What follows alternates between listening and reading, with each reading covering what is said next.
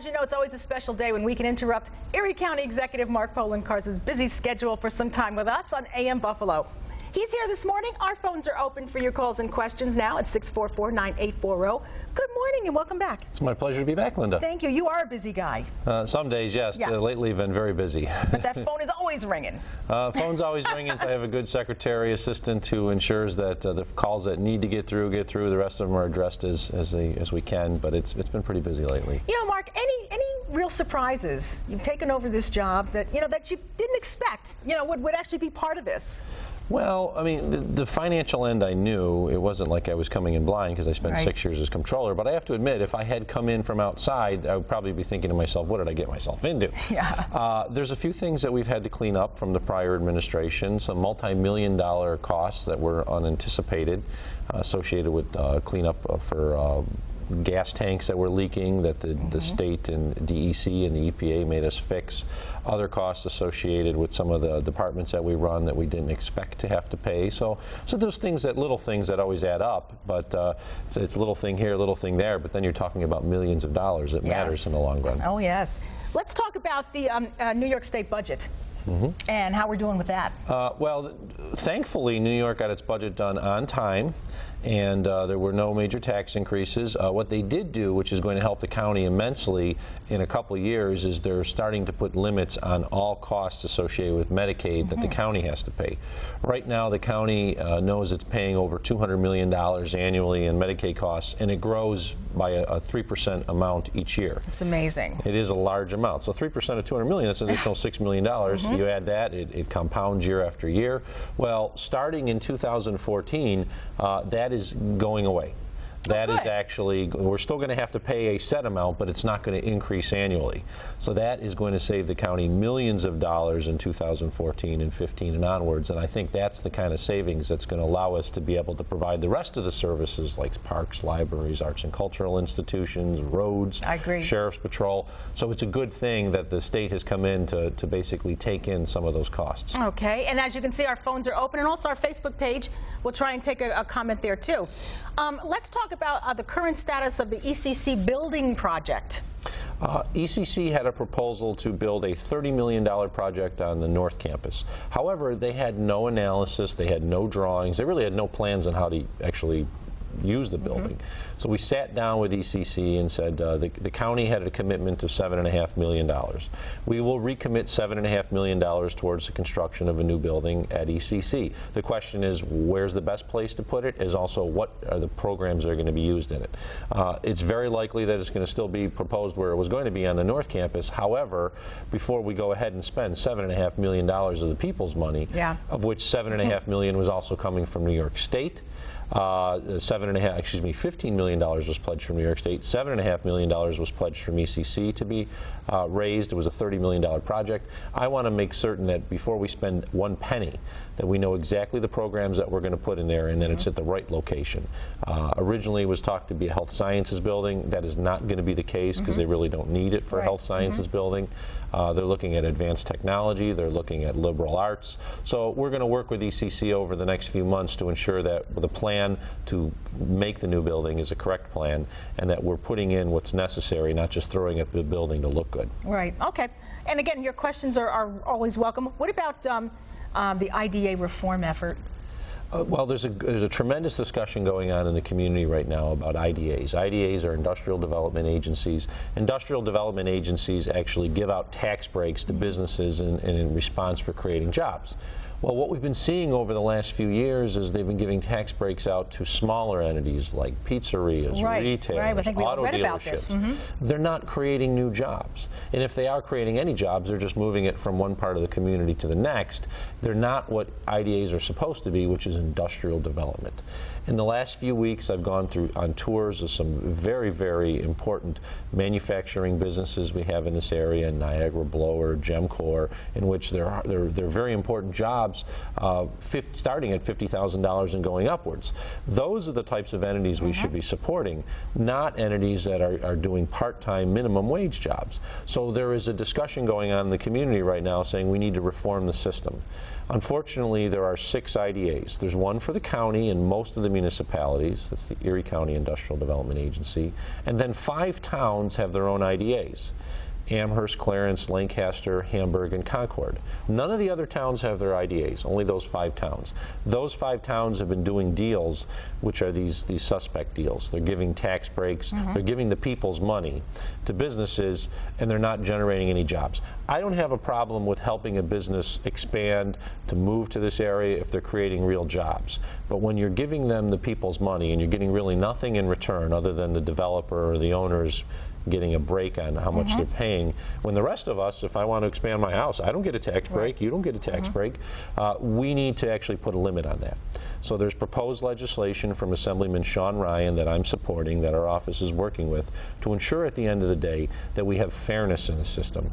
We don't want to stop job development. We just want to ensure that we're promoting real job growth, as well as ensuring that there's fairness between all of the towns in this community, so one town is not competing against the next. Are these big agencies, or are these just a certain amount of people in place for each of these? Some of these are big agencies. I mean, the director of the Amherst IDA makes over $150,000 on a salary. He gets other stipends. I mean, he makes more than me. He makes more than the city of Buffalo mayor. So these agencies often are hundreds of thousands of dollars. And to remind people, they're state authorities. They're not elected by the people. It's not like if you live in Amherst, you can go out there and vote for the Amherst IDA board. These people are appointed? They're appointed, and the boards are appointed. But at the end of the day, then the boards control what projects are approved and so forth, and the people really don't have a say on it. So they're giving away the people's money to these projects that really aren't generating a whole lot of benefit to the community, and at the end of the day, we're left holding the bag. The interesting thing that most people don't know about is the Amherst IDA will give away tax breaks, sometimes sales tax breaks. When they give away sales tax breaks, they're not just giving out tax breaks that goes to the town of Amherst. Every community in Erie County loses sales tax when they give a sales tax break. That's why it's so important, because if Amherst IDA gives a sales tax break to an auto dealership for the purchase of equipment to build their new building, the city of Buffalo loses money. The towns all across Erie County, whether it's Sardinia, Lackawanna, Tonawanda, Cheektowaga, every community, every school district loses money. So that's why it matters to the entire community what's happening at these small IDAs. They may be small, they may not have hundreds of jobs themselves, but they do have employees, they have these big-time salaries, and at the end of the day, I don't think they're spending the public's money wisely. Who are their watchdogs? No one. Oh, well, the state, I guess the state comptroller is their watchdog because they're a state authority, and the state comptroller can come in and look at their numbers. And as long as their budget's balanced, then that's basically all the state comptroller is going to do, is saying, well, yeah, their budget's balanced. How do they feel about you coming in and saying, let's take a look at this more closely? Of course, people don't like it when someone comes in and shines a light on things that aren't right. I've heard from a lot of folks in the communities that I'm doing the right thing. Oh, yes, yes. Take the big flashlight, yes. We're doing the right thing, and we're holding people accountable, which is very important. What's interesting is we've seemed to have changed even some of the views. The Lancaster IDA just rejected a project to give tax breaks to a pizzeria. I guarantee you if that had happened when we had not been talking about this, they would have passed those tax breaks. I'm glad that they did that. Legislator Dino Feduli took the right stance, and he said this isn't right. I'm glad that they did that. But I think we need to create a better, more fair system, and that only happens by amending state law. Okay, so we're working on that. Yes, we are. Please continue.